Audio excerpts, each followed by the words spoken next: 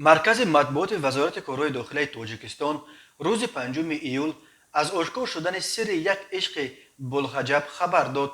بنا به این منبع به شعبه وزارت کارهای داخلی نویه اسماعیل سامانی شهر دوشنبه با عریضه مرد 28 ساله ساکن جماعت دهات ثروت استقلال نویه کوشانیان مراجعت نموده شکایت کرده است که از ماه ینور سال 2021 در صفحه اینترنتی ادنکلاسنیک با شخصی با نام الحمدلله که در صحیفهش صورت دختر را گذاشته خود را با نام امینه معرفی میکرد شنا شده با او با طریق خط نویسی صحبت کرده است و گفته ساکن کوشانیان امینه با روی فریب به باوریش در آمده در مدت نیم سال از وی 400,000 روبل روسی گرفته است. این مبلغ معادل بیش از 5500 دلار است.